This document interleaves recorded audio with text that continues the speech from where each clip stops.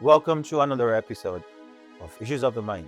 My name is Poppy Sam, and we are back today to have a wonderful time learning and discussing. Issues of the Mind is that podcast where we talk about relative things that our eyes do not see, but our mind feels them. Issues that weighs down the mind, not just to talk about the issues, but how to recover, how to feel better, and then things to do, to equip your daily life. Remember, enjoying your daily life is the goal. So today we're looking at a very important topic called under pressure, surviving demanding work environment. Under pressure. So that means that someone somewhere out there that even you, they have been pressured at work. Pressure in itself is not a problem. Yeah, pressure sits on your shoulders, but much more it settles in your mind. Pressure is not the problem because everything that we do comes with pressure. To eat, to prepare for work, to sleep, comes with that thought in your mind. You get it done, go to bed, it's bedtime, something from within or without brings the pressure. But today we're looking at where we work, the different sectors, the IT sectors, the tech sectors, the banking sectors. How do pressures appear in all of these work spaces? Targets, deadlines, emergency supplies, new clients' impressions. A lot of all of these things bring in pressures because we want to excel, we want to give a fantastic service, we want to do well in what we do. And in getting the job done, somebody has to be saddled with the responsibility, and this person has to deliver. So let's assume you have a project and the timeline is just 2 months, and you have about 25 things to do within it. You have to travel, get contact, get things. So you're under pressure to deliver the job as at when due, and also to deliver a good job.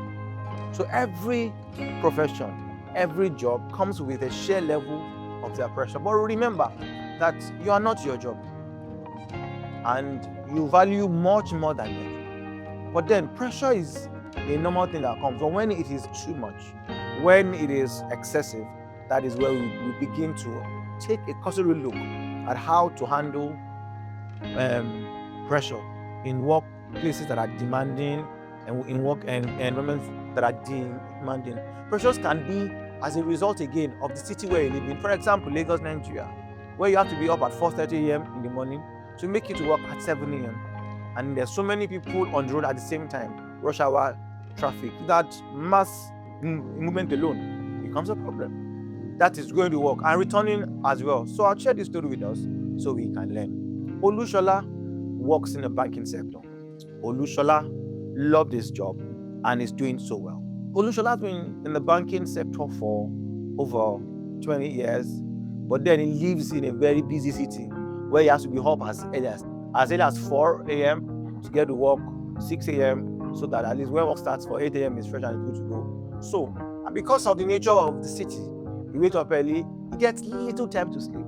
He's always either cranky or tired at work, and sometimes he's just there.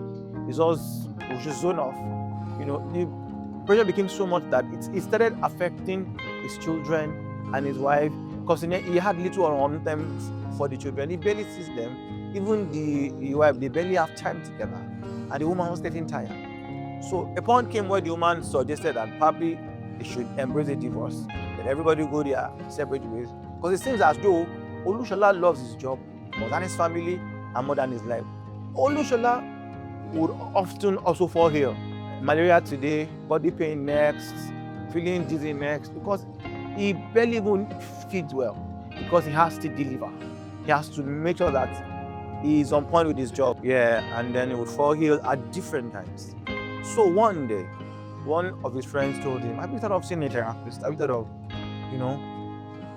going through therapy to get the help that you need? And Olusola thought about it and he signed up with a therapist. In therapy, his work pattern was x-rayed, his schedule was x-rayed, and then the reality came dawning on him that if he keeps going down that path, his health will be affected and his life might be cut short. So he decided to take a bold step, to job on, to look for jobs in other cities outside where he is, where he knows that the pressure of getting to work won't be a lot, and things will be easier, and will still be an high-paying job. So he started hunting. In a short while, he got a job offer in a much more quieter and calmer city, where he only has to wake up at 7 o'clock to get to work at 8 o'clock. And the pressure over his health and his home would reduce. And of course, to work in a place where they don't lay so much demand on him because of the experience of this job. Because where he was before, he was doing a whole lot of things. The demand was so much over him. And then he took the job offer, moved his family to a quieter, a calmer city, and life started. That way, he got a good amount of sleep time, got to work early without being tired. He ate well. Then he had time to spend with his children, because if work should close for 5, by 6 he's home. He spends at least 2 hours with the children before they go to bed, and spend time with his wife, and the circle goes on and on like that. Pressure in work environment is very real, and you can cope with them even if they are very, very demanding.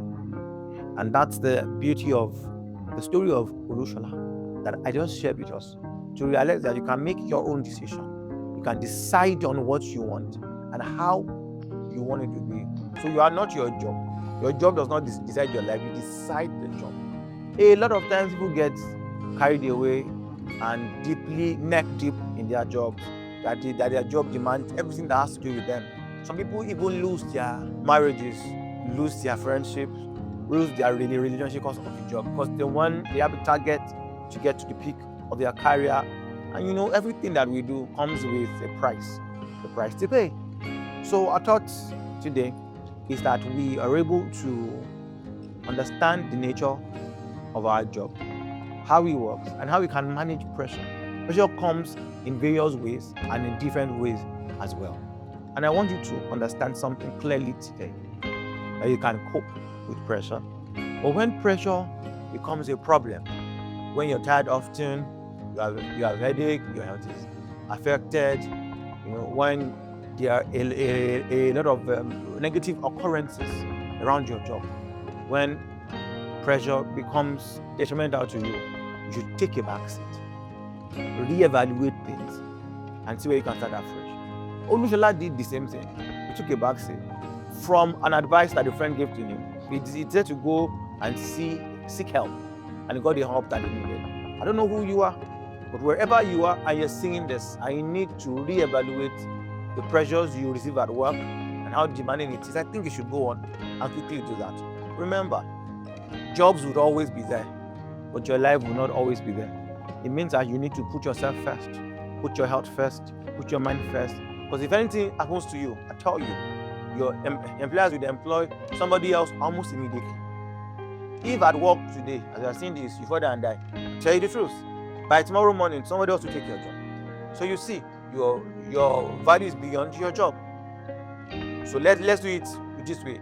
You and your job, not job and you. Because once you do this, you begin to lose yourself. I hope today you've learned something and you're willing to make a change, and resolve the issues of your mind as regarding the pressures you face at work and how demanding it has become. Till I come your way again next time, I'm Samuel Aladejubelo.